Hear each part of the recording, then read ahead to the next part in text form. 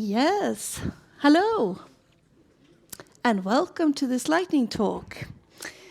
I am Elin Brusberg. I work as Head of Development for Vitek Megler, and I am here today to talk to you about a great developer, how to be one, how to find one, or in other words, why you are great or possibly rubbish.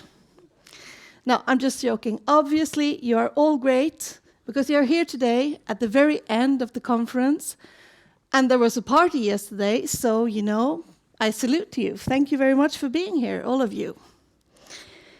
Let's start at the very beginning. Once upon a time, when I started my journey as developer, I was young, I was naive, I was hopeful, full of potential. It was very long ago. How long ago, you ask? Well, the language I was programming in at my first job was VB6. Anyone else? Great stuff. It was a magical time in history where that was actually considered a real language. And I was there for that. So that's my credentials for being here today. And it's a good measure of my experience. So, I don't know if it's all young people or just me, but I tended to value individual efforts over team efforts. I thought that if I met somebody arrogant, it meant that they were a genius. If I met somebody unhelpful, I thought, oh, they must be really busy, not just, bad people. And what impressed me back then was somebody who can quickly make something new and shiny and complicated, someone who can easily find the bug and understands everything that goes on everywhere and in the database, right? Someone who makes cool code that others are not able to comprehend, right? That's a good developer. Or is it? I don't know. So, we all get older, fortunately, and I'm personally happy to trade some wrinkles and extra kilos into a few extra 0 Fs given. And I'm sure there are other elders in the room that feels the same way. And what happens when you get older? You value other things in life and at work. So, after a while, I was thinking, a great developer, it's somebody who works together with others on making a great product. It's somebody who puts the product over ego, somebody who makes code that, no matter how complicated the requirement might be, makes simple code that almost anyone can read and maintain. Someone who persistently writes code that just works and does what it's supposed to do. And obviously, it's still important. I still feel that this is important. But then I started working as a manager. I started building teams and doing interviews, and I've spent a lot of time trying to think about what's important and what's not important, what works long-term and doesn't work long-term. And obviously, this has brought new perspective to me. So now I feel that a great developer is someone who takes pride in the work. I think that if you work for money or you work for a title, you might still do well, but I think I can tell a difference in the quality of the work. I think that it's somebody who is helpful and willing to share the knowledge. You can't, as a manager, build a team alone. It takes team effort. And we are going to need junior developers in the future, and we are going to need them to turn seniors into one point. And God knows, we can't all be expected to keep up with all the new features and syntax in .NET forever. Did you catch Philip's talk on that, by the way? It was excellent.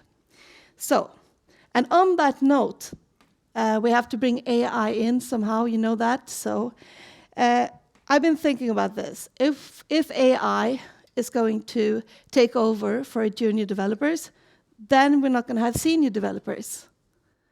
And the worst possible outcome of this could be that looking around in this room, we could see the last generation of really competent developers. I don't want that. So anyway, so what else? You need to be a good listener, and take the time to verify that you have the best possible solution before starting. You need to understand the problem, you need to understand the solution, and that's more important than people realize. It's somebody who prioritizes their time well. You are very expensive, my friends. You know that. So you have to remember that and try to spend the time accordingly. It's somebody who has good judgment. That's always very, very hard to quantify and measure what is good judgment. But every day you make a million decisions, small and large. And I don't know how else to describe it, but you need to make the good decisions, right? That's a good developer.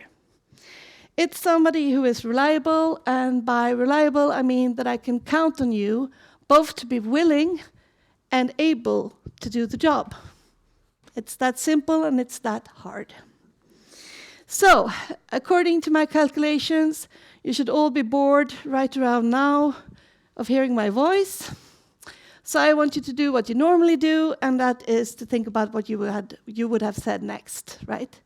So I would love to get your perspective later on what you think is a good or great developer. And moving on.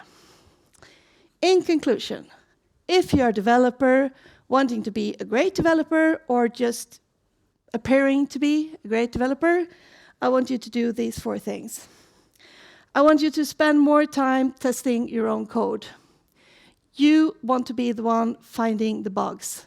You don't want them out in production.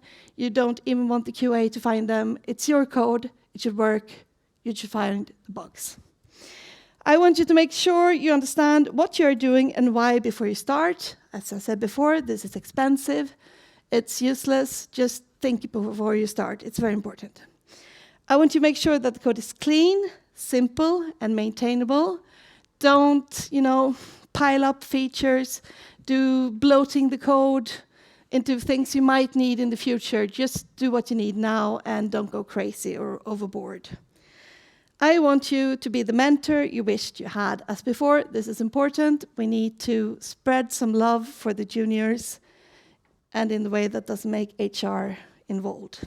So, I want you to do these 5 things if you're a manager or if you are asked to do an assessment on the candidate, technical assessment. First of all, do all you can to mitigate bias. I know you think you don't have a problem with it, but you do, statistically speaking. People with the wrong name, people with the wrong gender, they are still struggling to get into the market, and you're missing out on good candidates. So, anonymize the CVs, standardize the testing, get a second opinion, and when you do get a second opinion, don't tell them your opinion before you ask for their opinion, or you're going to get your own opinion back, right? Ask open questions in the interview. If you have standardized questions, you're going to get rehearsed answers. And the whole point of an interview is to get to know somebody. Who are they and why? And most importantly, what makes them tick, or their motivation. Why is their motivation important? Well, it's like I said before, you want them to do the things for the right reasons, but also, if, for example, they are only happy if they get new exciting technology, if you can't provide them with this, they're not going to be motivated, they're not going to be great employees, everybody will suffer. So, that brings me to the next point. Don't lie about the job. I don't know why people do this, but they do, just as you are lying, and you shouldn't either. So it saves everybody a lot of time and money if they actually tell you what's wrong with the boss, what's wrong with the code, what's wrong with everything, because then you can make an intelligent decision. Right. But on the other hand, last point, don't remember to sell it, because you could lose really good candidates because you forgot to tell them why this is their dream job. Because of course it is. They will be working with you. So, I think that's all I had for today. But yeah, feel free to applaud at any time.